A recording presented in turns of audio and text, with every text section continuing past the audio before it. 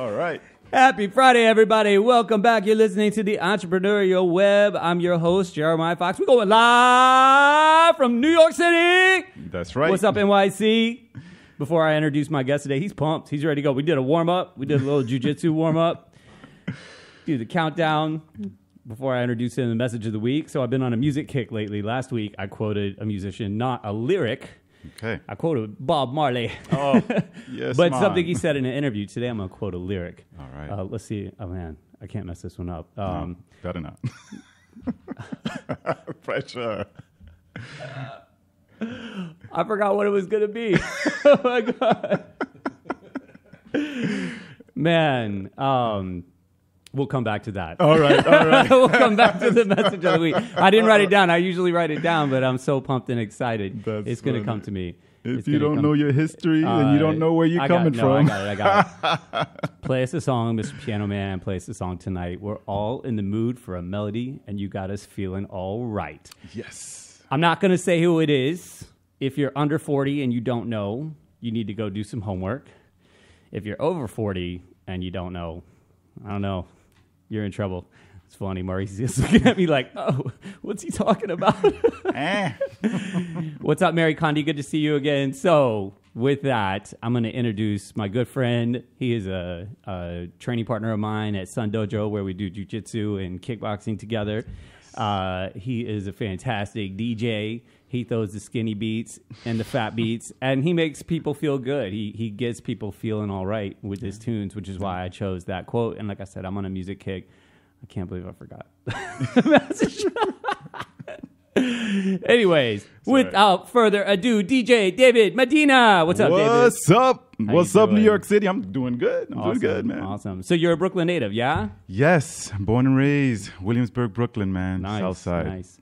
Los Sures, official. And of Brazilian descent. No, Dominican. Dominican. Why did Charlie tell me you were Brazilian? Because he's a liar. I'm not Brazilian, man. I love Brazilian music. Porra, caralho. I've been... he just tuned in, Chico the man. I swear you told me this dude was Brazilian. No, he lied to you. No, I'm Dominican. It's because he was trying to get me intimidated. He was like, I gotta... Yeah, he's got in the dojo, yeah, moves. it's in the DNA. Oh my God. No, oh my God. I could be mistaken about all this. Yeah, right? My credibility has been challenged from the beginning. I'm going to take over the show now. I couldn't fucking remember Billy Joel's lyric. You're fired. All right, peace out, guys. All right, thank you. Okay, so now let me talk about me. Actually, let's talk about me, you. right? It's your turn. You're up.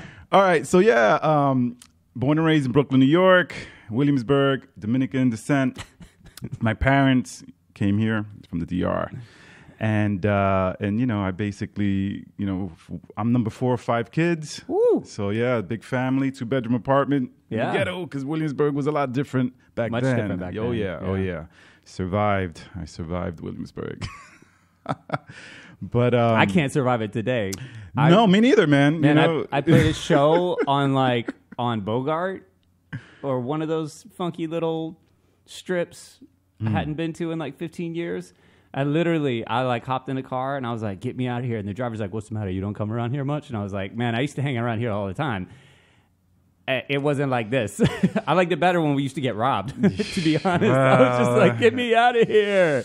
I don't know about that. Mauricio está aquí. All right. So, but yeah, so it was, we're talking about Williamsburg? Yeah. Okay.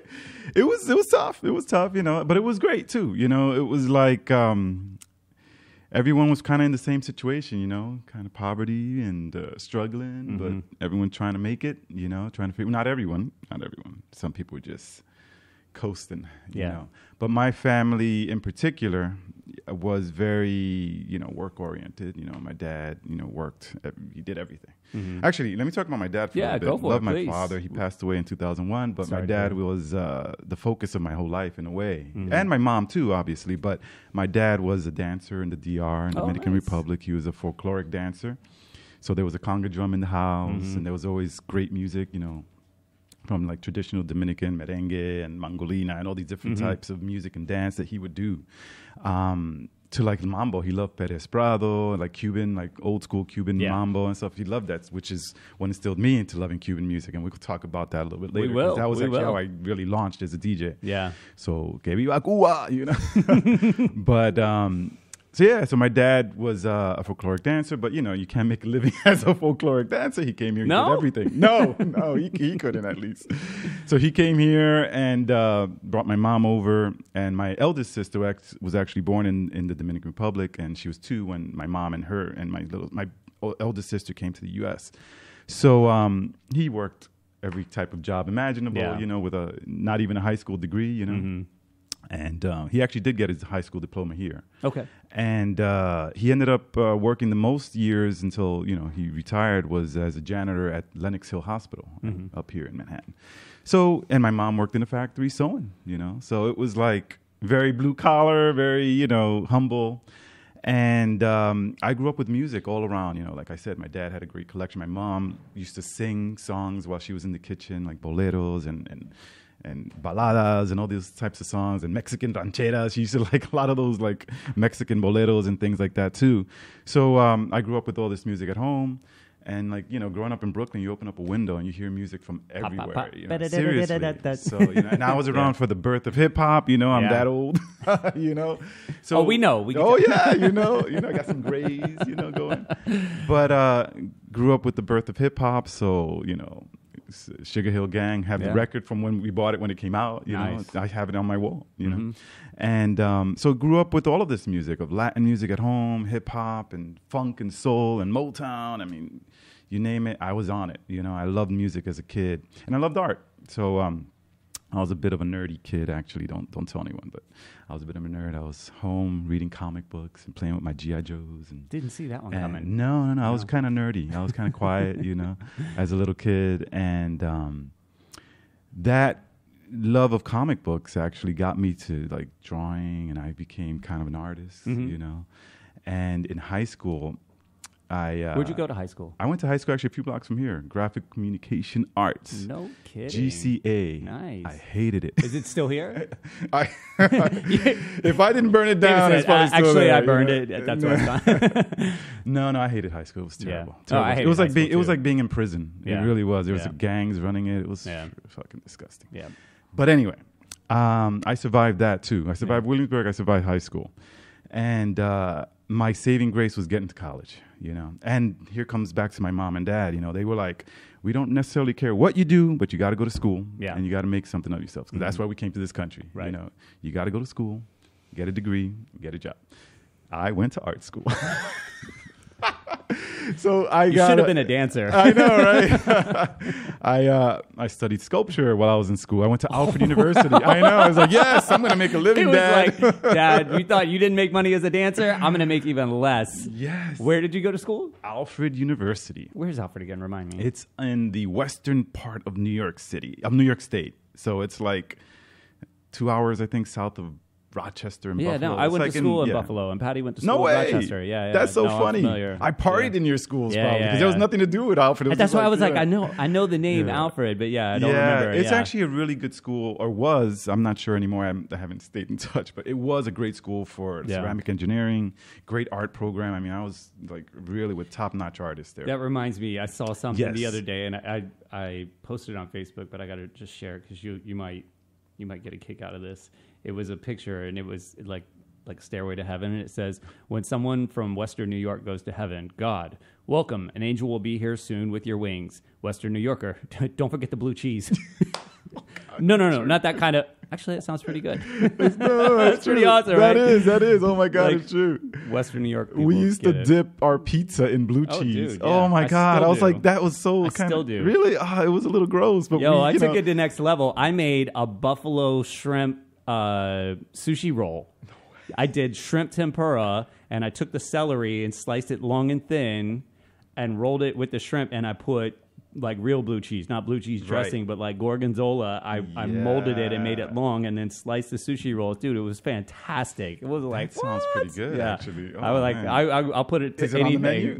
No. This is for fun. But like, there's so many things you could do with that. I know those three components. It's so true. Frank's hot sauce. Oh my God, so the true, best. so true. So continue about Alfred blue and chicken wings.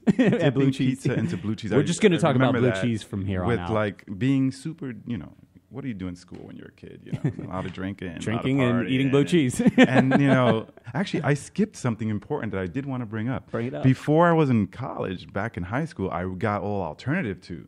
So my music wasn't only just like what was on the radio, like what, hip hop, like Morrissey or yeah, I liked like the Smith, but really like punk. Like I got really into punk when I was like early high school. Yeah, like once I got into high school, I really got into I got into like Slayer, obviously. Yeah. You know.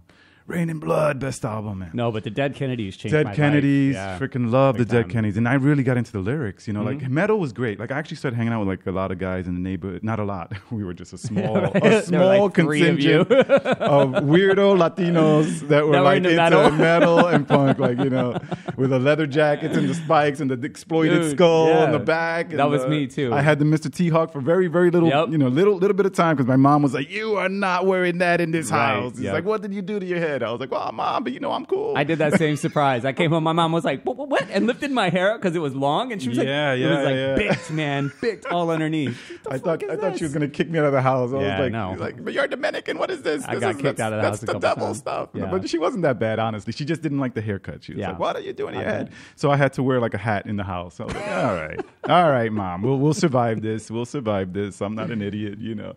But yeah, so I got into, because this is when music really became important to me. Yeah, it was like, right. You know, in that age. Those So I didn't want to years, skip that. I didn't want to skip that. Yeah. So in that like junior high school age, I really got into like punk and alternative music. Went to a couple of shows, so you know, Suicidal Tendencies. Met a good friend there actually at Suicidal Tendencies at L'Amour's in Brooklyn. L'Amour's, does anyone remember L'Amour's? And who else did I see there? I think White Zombie. White Zombie definitely. before what's his name? Rob Zombie. Rob Zombie became so famous. It was like White Zombie. Who's that? They opened up for you know Suicidal, who I'm going to see next week. You remember Mario from the dojo? Yes, of course. So his band Spotlights, which is hardcore crunchy metal. No Shout way. out to Spotlights and Mario. Awesome. They're opening for Mr. Bungle, who haven't played together. They're touring the 90s. Right? Yeah, exactly. Wow. And I was having trouble finding tickets, and I was like, Mario, can you get me in? He was like, nope. I was like, I'll carry drums. I'll do anything. He's like, nope. But I kept looking, and I finally found a ticket because they were like really sold out. And when I went to book, they announced that Scott Ian and Dave Lombardo are going to be on the set. And I just was like, I should be paying more. Oh, my God. That's it's Dave Brooklyn's, Lombardo, Slayer, and Scott Ian from Anthrax. Yeah. Oh, it's at Brooklyn Steel Monday, February 10th. So, and Mr. Bungle. And it's sold out? I think they opened up some tickets, but they're like $150. You know, I was like, I still was like, I should be paying more now. Like, I was like, I'll tip you at the door. This is fantastic. That's awesome. Yeah, that's really cool. Yeah, I'm totally bummed. Wow.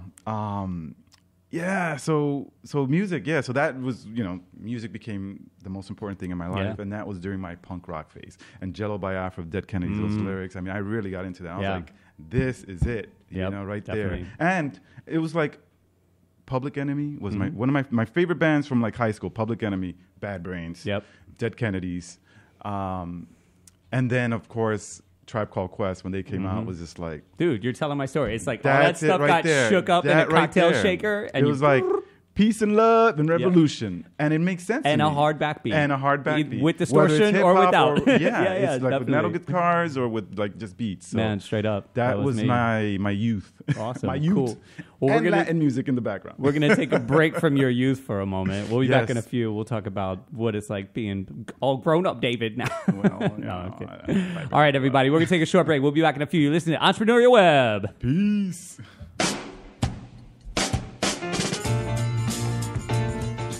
You're listening to the Talking Alternative Network.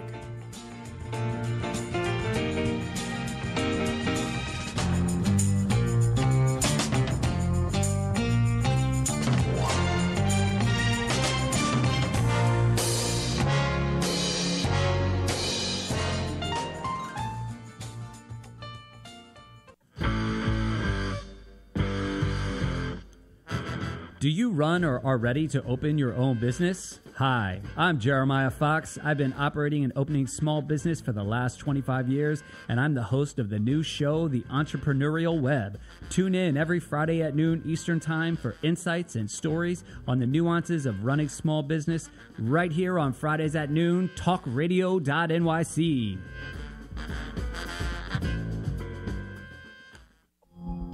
Are you a conscious co-creator? Are you on a quest to raise your vibration and your consciousness?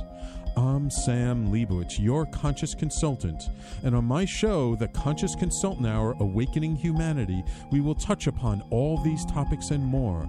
Listen live at our new time on Thursdays at 12 noon Eastern Time.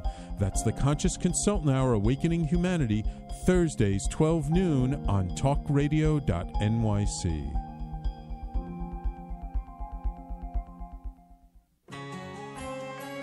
Talking Alternative Radio, 24 hours a day.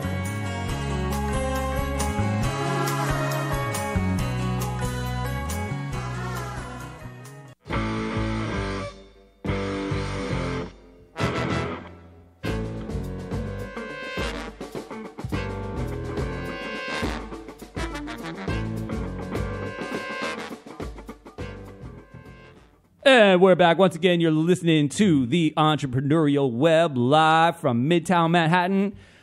We're here with my good friend, DJ David Medina. We were just talking about how music played such a big part in his life, just emotionally, intelligently, as a young person. And I found it interesting. This is something that just came to me last night when I was doing like promo for this show, was that you provide the soundtrack to like major climactic moments in people's lives. Hell yeah. Where like he's a professional DJ. You do weddings, you do all kinds of like major events, you do clubs, but like it's like the night somebody got married. You provide the emotional soundtrack to that whole event. Maybe you're working Bembe one night and a couple meets that night and they get married. Have you had this situation where people are like, yes, you were DJing the night we met and then they hired you to do their wedding? Yes. Dude, that's like that's yes. deep in the psyche. And it was similar for you, your relationship with music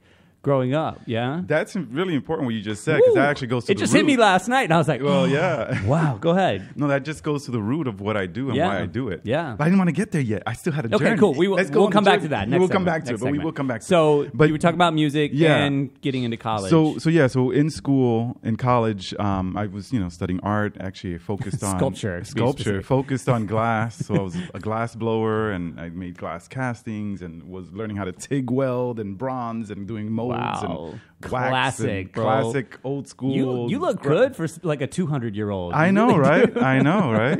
It's that jujitsu, yo. Right. Check it out, everybody. Sun Dojo. Sun Dojo, Brooklyn, New York. What? Do jujitsu, work out, eat healthy. And you'll live to be over 200. Over 200 like me, man. There was a friend of mine in college. He was 2 years ahead of me. I think he was a junior and I was a freshman. And he had a radio show, but he started getting busy with his schoolwork and stuff. And I guess he wanted on campus. On campus. Yeah. On campus. I missed those. I missed the campus radio shows. Dude. Yeah, man. And so he was like, hey, Dave, I know you got a lot of music. You love music. Why don't you help me with this show? And his show was kind of like an alternative and ska show. And I was big into ska as well. Reggae, ska music, like classic stuff. And the like two-tone era specials and that stuff in the 80s. Absolutely. So I was like, yeah, let's do it, man. And so I got in on the show, and then he got kind of busy, or I don't know exactly what happened, but he gave up his show, and I was like, I'm keeping this. I am keeping your show. And he kind of just handed it off to me. You're going to do the same to me. And yeah. I'm not going to take your show. And I'll take you down. Well, I know. This guy's a purple belt. You got to be careful. Purple belt. But so I took over the show, and then the next year I revamped it and I turned it into my show, and it was a Sunday show, and I called it El Domingo Gigante. I knew you were going to do that. And like everybody at Alfred was like, why are we listening to salsa? Yeah. And the show was called Domingo Gigante. It was based off of this really famous like Latin show called Sábado Gigante, which on Saturday. So I called it Domingo Gigante. But then it was like, yes, you'd hear your merengue, you'd hear your like obscure Cuban salsa from like the 1920s I would throw on there. And the three kids from the Bronx that were at Alfred were like, I love you. And I played all the salsa and merengue and stuff. But then you'd hear the Dead Kennedys. You'd hear the Bad Brains. You'd hear all this ska music that I was playing. And James Brown and Bob Marley. Well, it's great because like the Bad Brains are really like the connective tissue between that. It's like, no, we are all the same. We are all the same. And that was the whole point of the show, honestly. It was like, we are a one world community. And this is, and it made sense to me. It made sense that you could play a salsa, merengue, and then some punk rock, and then some hardcore, and then some reggae music, and some ska music, and then maybe Nirvana, which was new at that time. And I was like, oh, Nirvana, it's all right. It's all right. It wasn't, it was cool. They were great. They're great. That was when I tuned out. When that that stuff hit, and I was like, now it's time to turn the radio off. Yeah, I like the traditional, original hardcore music. Yeah, same here. So anyway, that was how I got into DJing. I was on the air. I used my Barry White voice. Ladies and gentlemen, this is DJ Medina in the hizzy. Yes. And so awesome. That's how it started. And I continued making art. Obviously, I graduated from school, came back to New York City. So it was live. It was a live radio show. It was a live radio show. So you're used to this. Well, I haven't done it in but you 3 years since I. But it's no different than college. when you're doing events, you have to. I mean, you're DJ. You have to talk. Yeah, you're but on the spot. really at weddings, when I do like public stuff, which I only have one public gig now. We can talk about it a little later. Or anything. I spin at Bembe every couple of nights save it, a man. month. Don't blow it yet. But I don't really talk there. It's no mics because if you get on the mic, it's like, can you say happy birthday to my friend over there? It's like, no, go jab a drink. Say just write their name on a Benjamin. Hey, right, and I'll wipe my face with it. Like, Damn. Yeah, right. No. Happy birthday to everyone out there. Really, we love you. But yeah, so I do use the mic for weddings, obviously, But so basically I graduated, pursued my art career, and it wasn't too bad. I was selling some work. So what were you doing? Was it all glass? Glass. Was it from the artistic background or more like a production? Because I had a few friends. Like I had a friend that from did the artistic. I didn't do production. I wasn't good enough to make a stem, beautiful. Well, I had a friend that went to RIT glass. for ceramics. Okay, and her conundrum coming out was the work is in making plates. Right. And I don't want to do that. I want to make art. Right. And it was she ended up opening her own ceramic studio in the Finger Lakes. And she had it for a while. I think right now she might have sold it or sublet it to somebody else, but that was always I was studying music there. So for me, it was a little easier to come out working because I needed no raw materials. And back then, I mean, this was 15, 20 years ago, people still hired bands. Yeah. Yeah. Well, they still do. They still do, but it really started. Yeah, I know. But for her, she really struggled with. Well, and it was the same for me. It was like the big paying money was all commercial, and I'd gone to school for art music. I didn't go to Berkeley to learn how to be like a pop musician. It was art music, and so I had that battle as well. But it was a little easier to make quick cash that way, Totally. So what was your experience with that? Well, it was difficult. I graduated. I mean, I wanted to be a glass and metal and bronze artist making sculptures. And actually, it was kind of interesting because I've had luck along the way. It's not just planning, because I worked hard to get into school and stay in school and graduate honors, And I went from hating high school and not doing anything there because it was terrible.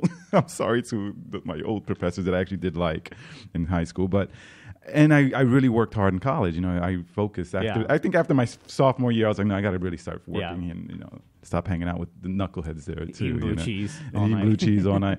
And I really focused, and I really got into my work. I became vice president of the Latin organization there. There were only four of you. Yeah, there was only four of us. No, there was a few more. Maybe 20 or something. 20 or 30 of us, I think. But by joining the organization, I was able to bring speakers. I brought artists from New York City to bring a little culture to this, little town in the middle of nowhere. Yep. And I brought some bands. I actually brought a ska band up there. I brought up Mephistopheles, if anyone remembers them. Amazing band. They were like satanic ska from New York. It was a joke. Okay. It was just a joke, but it was fun. They were like hardcore ska. Yeah. And I brought them up, and it was like they didn't believe in Satan. Who believes in I know. Satan? I mean, really, come on. But And yeah, so that's I got into the whole thing with music up there. But when I graduated, I pursued my art career. I got a fellowship at Urban Glass, which is in Brooklyn. Nice. If you're interested in glass, go to Urban Glass. And it was like a whole year of school, paid for. Right. It was amazing. Right. I was like, wow. I applied, with my basically my senior show was what I used, those images and the work I made, and I was making like these big pieces based off of my heritage, like Dominican culture, Afro-Dominican culture. So it's like these masks with blown glass, bronze masks with neon tubes and moving kinetic sculptures with moving motors. It was really fun. Nice. It was fun. Yeah. I was very into it, So it was art. And it was art with a capital A. And you were selling it? No. No, not yet. Not yet. I sold a couple, And but not that's yet. why he became a DJ. Yeah, seriously. And so basically graduated, went to urban class, continued working. And You're telling my story. Yeah, Like I know God. I know how this comes out. yeah, but well, it's just great hard to to hear make a from living somebody- as an artist. Yeah. It Yeah. is. And then, it's hard to make a living as an artist who's trying to make work that is, in my mind, meaningful, cultural, representative of Afro-Latin culture. I mean, it's the art world. Come on. It's not really about that. Right. And I'm not making excuses, but it's just, it was hard to break into that world. And representation was a lot harder then because we didn't have the intranet. No, there was It no was like- internets back then.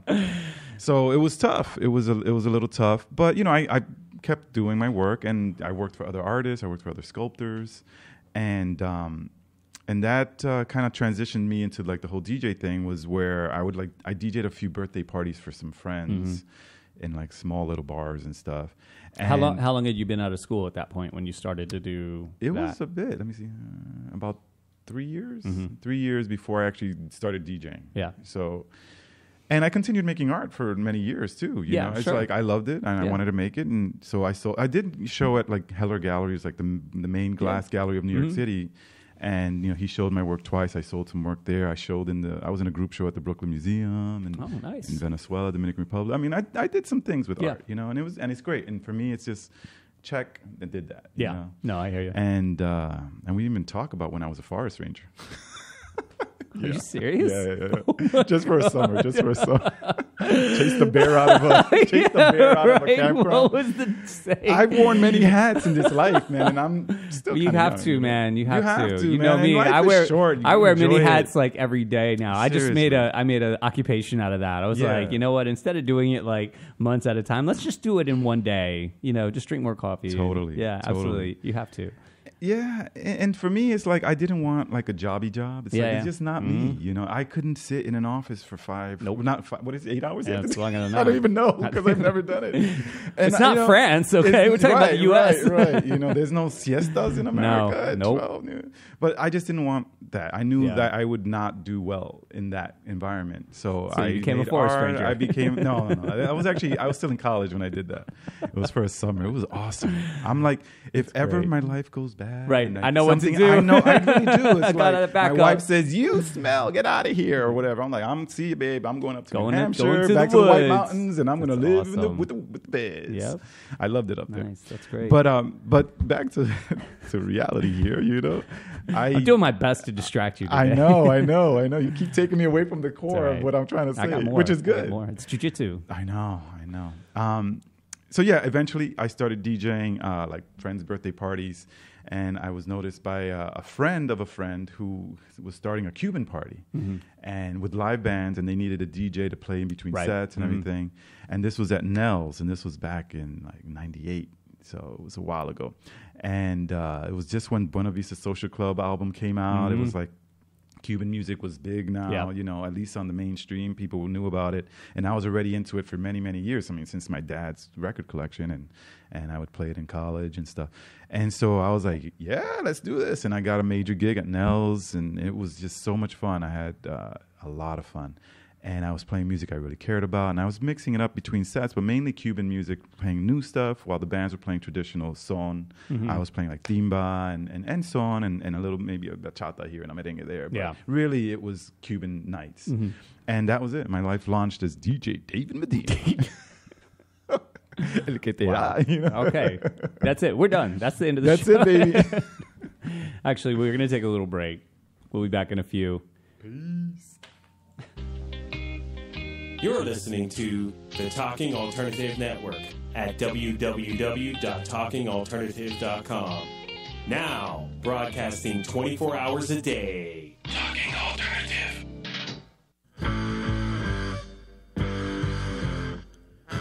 Do you run or are ready to open your own business? Hi, I'm Jeremiah Fox. I've been operating and opening small business for the last 25 years, and I'm the host of the new show, The Entrepreneurial Web. Tune in every Friday at noon Eastern Time for insights and stories on the nuances of running small business right here on Fridays at noon, talkradio.nyc.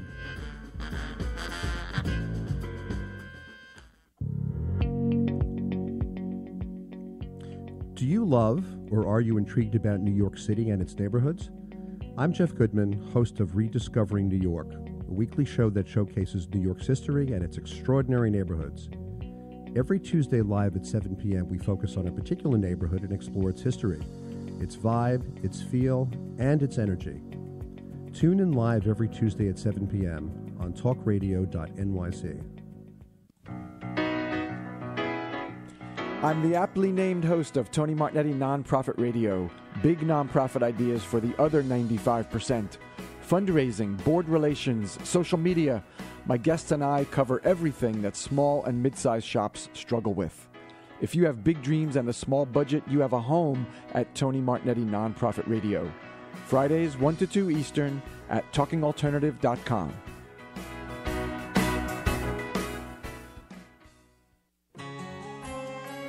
Talking Alternative Radio, 24 hours a day.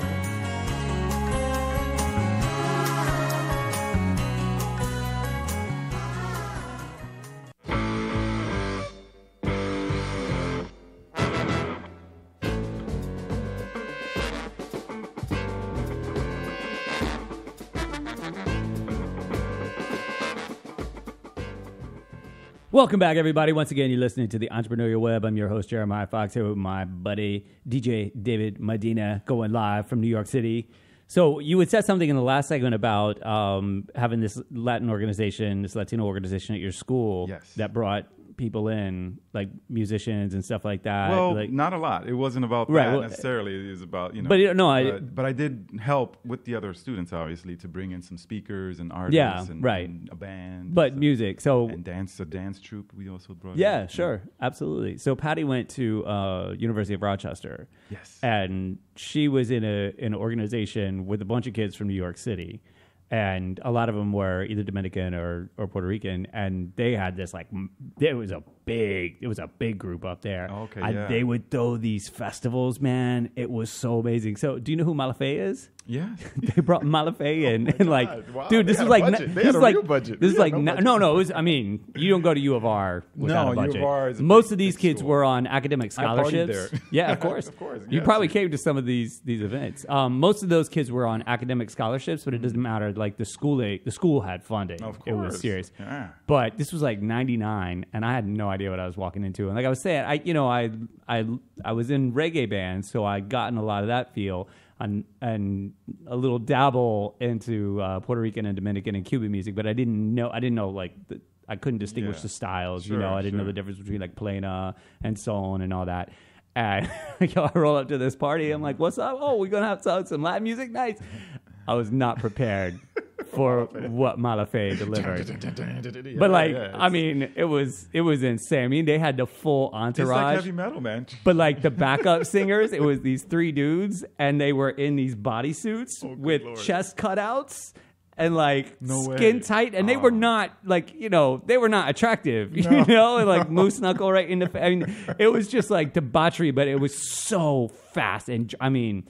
Bro, I was a different person after that night. Crazy. I was like, wow. I went down the rabbit hole. But we got to see a lot of that. And it was amazing, especially, for the communities up there that don't really have that connection. Like when you're in New York City, man, it's like on every corner, It's like, it was great to be a part of that and see that. So have a little insight into what you were talking about. And that was what being part of the organization was, and also having that radio show and having that. It was like, no one else was playing it. Right. So right. And the same I there. I created my niche. Yeah. And that's actually how I became a DJ, was kind of niching myself into the whole DJ world. Like, for example, actually where we left off was Cuban music. I basically got into this niche. There was really not too many DJs playing Cuban music. Yeah. Salsa music is traditionally known in New York as Puerto Rican or Colombian, which is great. But Cuban music it's really Cuban music. But it's Cuban music. I mean, the root is Cuban music. Yeah. So I went really deep with Nice. Cuban music, man. Yeah. I love it. I really do love it.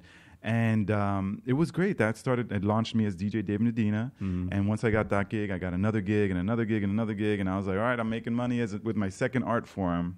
Right, which is still art, But I kept making art, and I had some exhibitions and stuff. But, I started making a living and stuff. I kind of went from being a starving artist, working for other artists and trying to figure it out, to making a living as a DJ. And then folks at the clubs would, hey, do you do weddings? We're going to get married. And like you said, people who met at my parties hired me to DJ, which is amazing. So talk a little bit about these experiences where you're like really, you're playing the soundtrack of people's like sometimes most climactic experiences of their life. Well, yeah, and that's where we shift into what I currently do now. And like real service, like really like... Totally, and that's where this whole entrepreneurial kind of mindset comes in was, I was Spill doing it. Preach to me, baby. Preach to me. You ready, baby? I'm ready. Ready. So let me get that Isaac Hayes voice. No, Barry White. Barry White, there you go. Whenever, whatever, I'm gonna love you. Stick to the DJing. Yeah, I know. Not good. Take the mic away. I can't sing either. So folks would ask me if I did weddings. Like, sure, I'll do your wedding. I've got tons of music from oldies to the new stuff, and fine, And little by little, I started building my music repertoire to cater to weddings. Because coming from the club life, I'm doing something very niche, very specific. Yeah. Weddings, you have to be able to play Elvis and Van Morrison and, Drake and Lizzo, So it basically started there. I started DJing a couple of weddings a year and figuring it out and buying equipment, and little by little, it turned into a real business. I started really focusing. I was like, yeah, there's a lot of money in this business. It's more than a club night. Yeah. And I don't work till 4 a.m. Right. I get out and get home by, 1 or something or 2 or not even. Some weddings end at 10, Yeah. Depending where they are. And I really got into it. It's like I thought, weddings, who wants to do weddings? I'm cool. I've done cool so DJ many weddings as a drummer. And I was hated it. I really got into it. It was just like, because it's going to sound a little hokey. I care about people's experiences. I care about making your night the most amazing night that you ever had. I mean, sure it's not, but it could be one of your most important nights. I mean, your wedding night, right? If you're getting married and you love your bride or your groom, your wedding has to be spectacular, right? You don't want to have a crappy wedding and be like, oh man, the music sucked, but I had a nice dress. It's like, the music is, I think, not just as a DJ, but I think the music is so important. And my role, especially now with all this experience, I do a lot of weddings. I've been doing weddings for a long time. I've shifted my business from clubs to weddings. A few years ago, actually, I love doing the club stuff. I mean, don't get me wrong. I still have my club, my gig at Bembe, and it's this weird, like, I want to get out, but it's like that line from Godfather 3. Sure. I want to get out, but they keep bringing me back. Some of the guys there are mad because they're like, where are you, man? I'm like, well, it's this 4 o'clock in the morning thing, man. Yeah. I got a 4-year-old. It's not easy.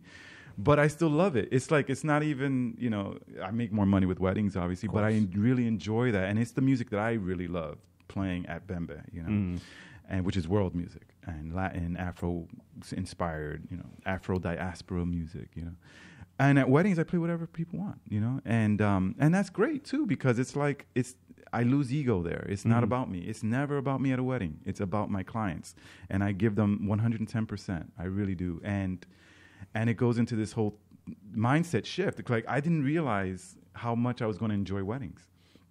I didn't realize what it takes to be a successful wedding DJ, and it's not really about skill. It doesn't matter how good you can blend or scratch or whatever. It's about customer service. I did not know that. I got into that little by little because first I was just DJing weddings for people I knew, friendly, But then, people would contact me, I got your info from so-and-so or, that kind of thing. And then eventually I started advertising. And I spend a lot of money on advertising on the Nod and Wedding Wire. But it comes back. And, it really does. My business has really grown in the last few years. And it's that whole customer service thing. It's about providing excellent service, making sure that your clients you go above and beyond to make sure your clients are super happy. And most of my clients refer me. They write amazing reviews. I have really just 5-star reviews on everything. And, people who write reviews, they'll write a crappy review if you did a bad job. Oh, I know. They will. Knock on wood, that's why, again, it's like because of this whole social media thing, I also don't want to have a bad review stain my reputation, even though 1 or 2 is not gonna, because I have so many good ones. You should open a restaurant. Yeah, right? Yeah, no, restaurants are tough, bro. But, and so the philosophy is if you serve, it will come. And my business has grown and grown just because of this attitude of service and of providing excellent service and really trying to understand my couples. Like I speak to them, I get, I send them a questionnaire, they fill it out, And I really get a sense of, okay, this is where they're coming from. This is who's going to be at their wedding. This is the age demographic of their wedding.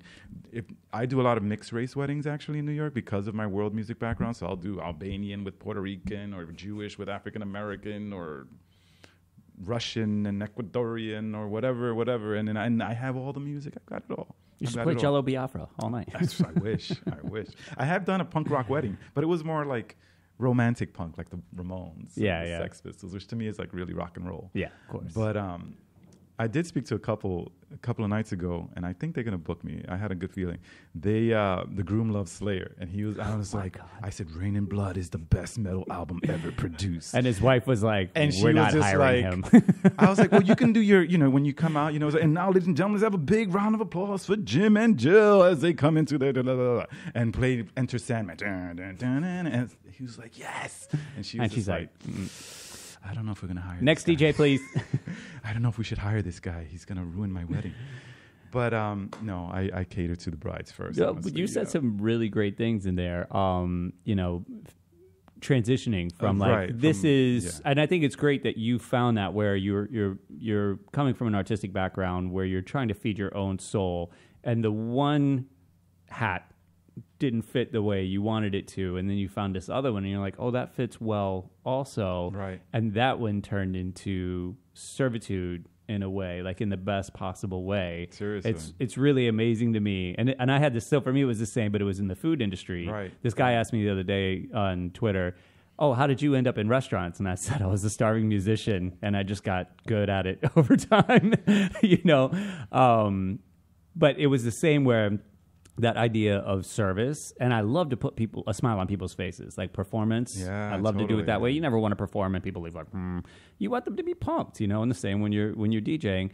And then I started to see the same thing in food, and obviously there's a way to be creative with food as well. So like trying to marry those two, and then that idea of just like servitude on the deepest level, just human to human, hit me, and it was a few years ago, and I was like, wow, this is one of those things that gives back in a huge way, and totally. it was something I neglected for. Part of it comes with age, maturity and emotional and intelligence. Yeah. I mean, I was like a 5-year-old in my late 30s. I still am. Right, exactly. So that's fascinating that you found that. Yeah, it really is amazing. And I had no clue that was the key same here. to success. Yeah. And it's like it's always been in my heart. I mean, I think I'm a nice person. I've always cared about the you're world. a lovely guy. That was my art. Even in jiu-jitsu, you're nice. I'm nice in jiu-jitsu. I mean, you break it. You don't play games. I don't play. But I give some people a break. But then other people don't give me a break, and I'm like, well, that's okay. That's what it is. You learn. Are you grow. trying to say I'm not something? talking about you. I'm not talking about you. But that's how you learn. You have to come up against some struggle, know, and then you surpass that with kindness. Yeah. And don't crank too hard. Yeah, but it's the same is definitely true in business. It sure is. You have to take, God, there's so many correlations between jiu-jitsu and business. Like how professors really always like, you have to do something. You might not know what to do, but you have to do something. So you have to move. You have to make an effort. But you have to be soft enough and empathetic enough to see the right opportunities along the way for mutual growth. Like for your business, you want to do well, but you also want these people to have a wonderful experience and have a good life. It's not just like, so you refer me. It's like, so you actually walk away. Like I get that impression from you that you're not just like, I want you to be happy so that you refer me. No, not at all. It's like, a wonderful after effect of doing something that I honestly, genuinely enjoy doing, and I want it to be an amazing experience for you. It's not about me playing what I want to play. Right. It's about me playing great music for you based off of what you have given me in terms of input, songs and song choices. Who's going to be there? I mean, it's a funny example. I did a wedding in late December, last wedding of the year. The bride's mother friended me on Instagram because she said, you were amazing. Mm-hmm. I get that a lot. I get parents coming up. Actually, this is another funny one. 2 weddings ago, I did a wedding up in Yonkers or Hastings, and the bride's father is in the entertainment business for like 50 years. He knows, like, he's hired Teddy Pendergrass, all these bands. I mean, and he offered me a job. He said, I have this social club, whatever, in Long Island. Yeah. It'd be great if you came in on a Sunday. And I'm like, well, I do a lot of weddings, but if I can't. But, He was like, I love every song you played. I've been in the business so long. I hear wedding DJs, they can't mix, they can't do this, they suck. And it's like, you're great. And, you actually have to be good at what you do. Obviously, you need to have skill. Can't skip the skill. You need skill, and, you practice and you learn. But ultimately, it's about service. It's not about you. It's about making sure that your clients are 100, give them 110%, and it's going to come back to you in another way, by them or by someone else. And when you combine that with the skill, then it's like a superpower. It's a superpower, All right, we're going to take a break and fly with our superpowers. We'll be back for the last session in just a few. You're listening to the Entrepreneurial Web. Talking Alternative Radio, 24 hours a day.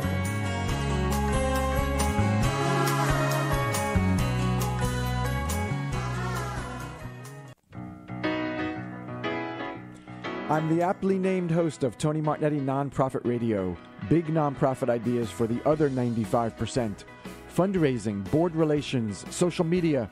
My guests and I cover everything that small and mid-sized shops struggle with. If you have big dreams and a small budget, you have a home at Tony Martignetti Nonprofit Radio. Fridays 1 to 2 Eastern at talkingalternative.com.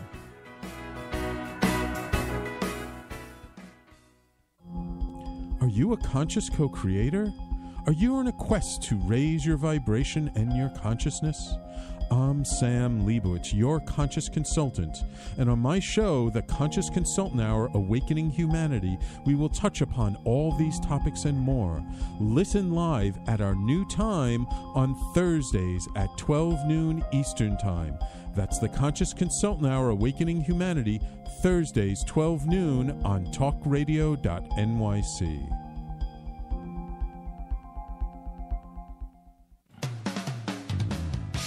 TalkingAlternative.com.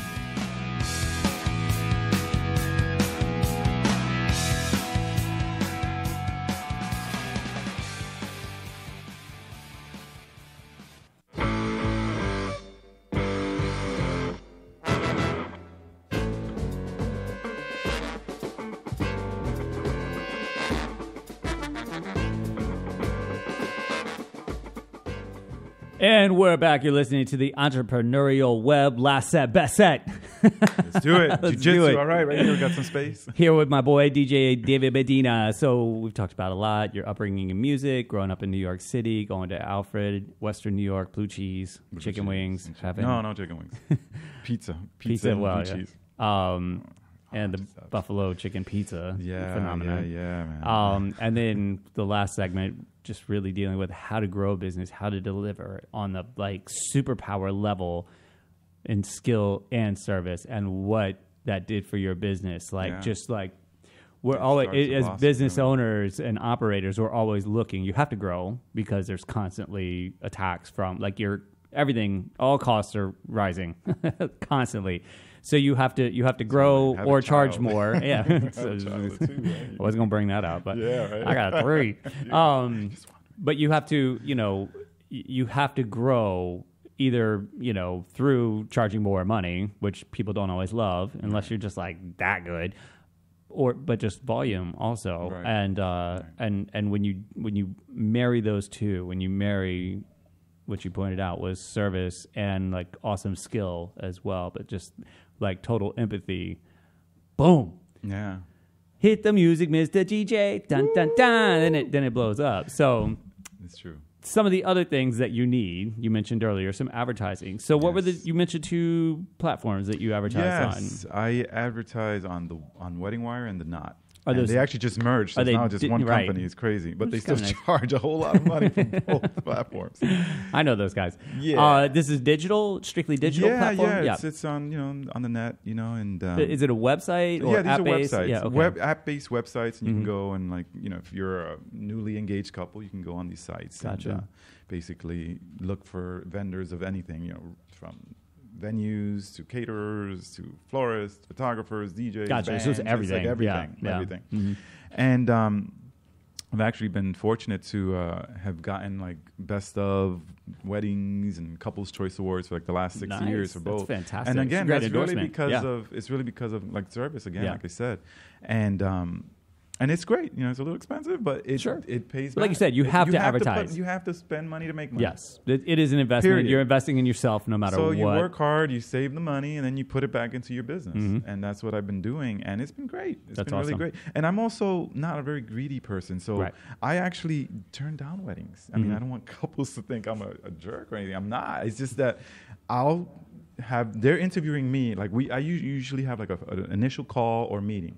Or a call, then a meeting. It depends on the couple, what they want to do. But for convenience sake, I usually start with just a phone call, you know. And they're interviewing me, but I'm interviewing them too. Because I feel like if I'm not a good match, I don't want to feel uncomfortable. Right. Or if they're jerks, like, I don't want to. It's my time. I hear that. You know, and I'm at a point now where I'm doing okay, you know, so I don't need to be somewhere I don't want to be. But that self-awareness is huge, and that will make you so much more successful because that's how the bad reviews come in. When you're servicing the person, like it's not the wrong person, but it's just not ideal. I know. And if you can sense that, I know. Dude, I know that. I know that feeling. A psychic little connection. Like I just got an email and I was just like, nah, I'm not gonna even reply to that one. Yeah. I was just like, right. I just read the red way they flags, said. It's like red flags. Like, this one's on fire. And I can smell the smoke. Right. And the great thing for them is that everyone's a DJ now. Everyone's a DJ. Right. So just hire someone else. Just hire some kid. Yeah. But the couples that do contact me that I feel that this is great, then oh my God, it's awesome. Like. Again, I had a wedding recently where the groom hugged me like 4 or 5 times, just thanking me. Oh my God, thank you so much, thank you so much. That to me, that kind of wedding, huh? It was that kind of wedding. I was like, yeah. But you know, it makes you feel good. It's like, man, not only did I do my job, but I did something that was an experience, and that's what DJing is for me. It's really I'm giving an experience. Yep. Because I don't even consider myself to be an amazing. Almost DJ. all businesses, other people just don't realize it. Some people think they're selling products. No, it's the experience. But it's really and literally with a DJ. Yeah, it really is. But you don't take anything home unless you buy a CD. I learned that from the music industry, and then also it took me a while to catch that in the restaurant industry, but then I finally realized, and even at the wine store, I knew then it's like, I'm not selling you a bottle of wine, I'm selling you experience. This is what it's about. Yeah, exactly. Honestly, what is life anyway? Yeah. What do you take with you? Do you take that bottle of wine or that beautiful car? You dropping Black Uhuru? Yeah, it's not, no, man. I know, right? All you take back with you is your experience. Yeah. Seriously. So giving that love, for lack of a better word, is really what it's all about. I think it's the perfect word for it. So it's been good. I really can't complain about my life. Okay, I mean, I can complain about my life, but I'm not gonna. Nobody wants to hear it anyway. Yeah, no. Social media. Who complains now? Social media. Jiu-jitsu. Social media, I'm terrible. Sorry. Yeah, I have Instagram. Do you think you need it for your business? No, thank God. I don't. I've gotten a couple of weddings off of Instagram, I have to say, so I have to be more active with Instagram. But I'm kind of... So that sounded like yes. That's that. You said no, and then you're like, I have to be more active. I have to be more active. I know. It's just, I'm kind of old school. I'm the same. Analog, straight analog, and just neglected it for so long. I kind of like come from that mentality of like the James Dean mentality of like, not that I'm too cool for school, but like, I don't want to... have to sell myself. Like, if you want me, you come to me. But you don't have to. I know, no, but you That's do. the beauty of social media. You have to. It's, you got to constantly post. Oh my God, look at what I'm eating today. Look, I don't like that. I don't like that. You know. But you can find a way to do it. I would encourage it because I was just like you, and I was like, nah, man, I'm not into this. It's not my native language. I think it's like. It's become apparent. And once I started, also, it just shifted gears. And a lot of things changed. And you can do it without being creepy. The great part is there's no gatekeepers. You get to decide your story. So you can tell whatever part of your story. And a guy like you, you're going to be honest and sincere. If you were a creep, I'd be like, don't do social media. But you can be honest and sincere in your own way. And you can show people what you... I mean, it's important to show them what you want them to see, but also what resonates with them. And I feel like somebody like you would do a fantastic job with that. And it would help your business. It really would. No, I honestly feel that. I have to work on that to grow my business even more. And you have to advertise on the platforms. I mean, I'm working it all. I'm working it from so many angles, and I'm always looking for the next one because, again, growth is a necessity. You can't get comfortable. Yeah, and you can't stick with one thing either. You know, I actually diversify. Even as a DJ, like I actually, I advertise on these wedding platforms. I do what I think is amazing service for my couples, and I get weddings and referrals from them. Right, referrals are huge too. Huge. Yeah. That's a big part of my business. And that's the intimate part. Yeah, it's like word of mouth. You can never replace that. I'm also a recommended vendor at a number of places in New York. Yeah. So they recommend me too. And that is just like awesome. Like they enjoy working with me so much, these venues, that they put me on their vendor list. So now their couples, they say, David's the man. Yeah. David's the man. That's follow awesome. him.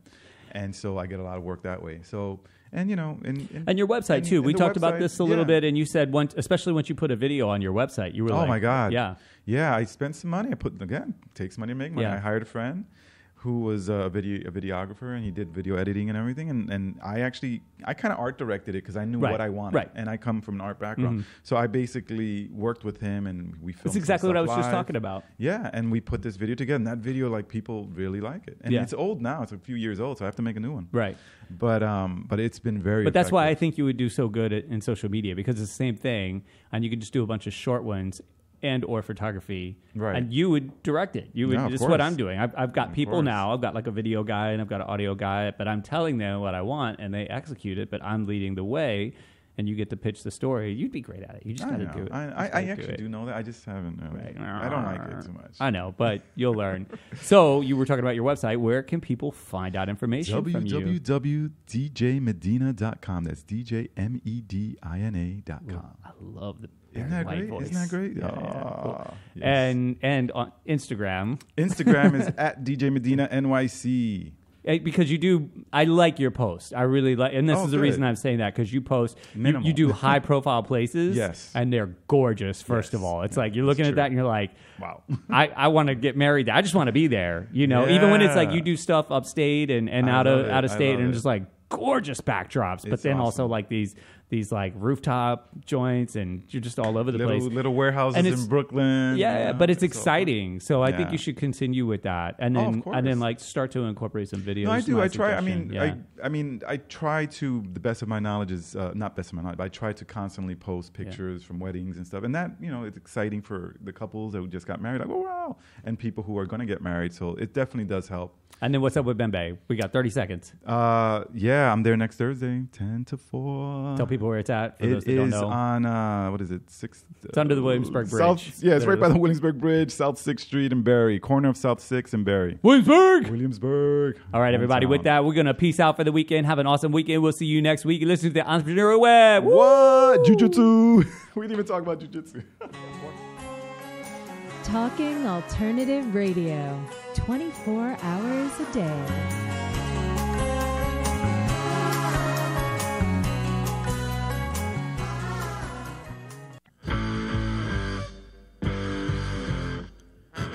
Do you run or are ready to open your own business? Hi, I'm Jeremiah Fox. I've been operating and opening small business for the last 25 years, and I'm the host of the new show, The Entrepreneurial Web. Tune in every Friday at noon Eastern Time for insights and stories on the nuances of running small business right here on Fridays at noon, talkradio.nyc.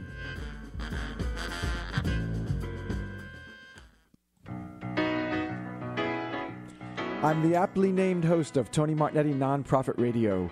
Big nonprofit ideas for the other 95%. Fundraising, board relations, social media. My guests and I cover everything that small and mid-sized shops struggle with. If you have big dreams and a small budget, you have a home at Tony Martignetti Nonprofit Radio. Fridays 1 to 2 Eastern at talkingalternative.com.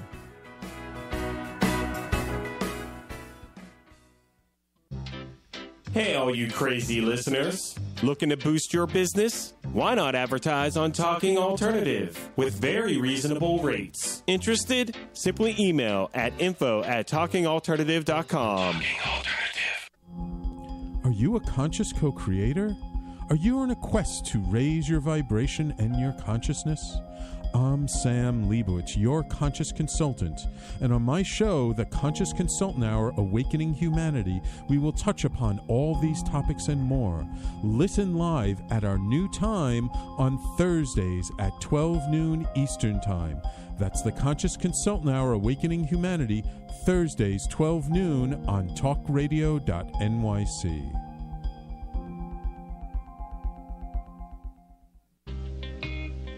You're listening to the Talking Alternative Network at www.talkingalternative.com. Now, broadcasting 24 hours a day. Talking Alternative.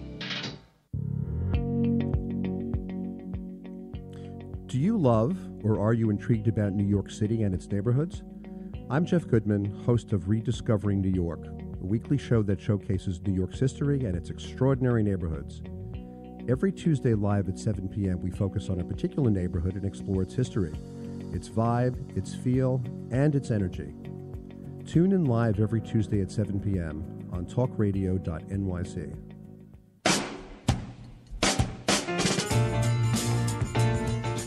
You're listening to the Talking Alternative Network.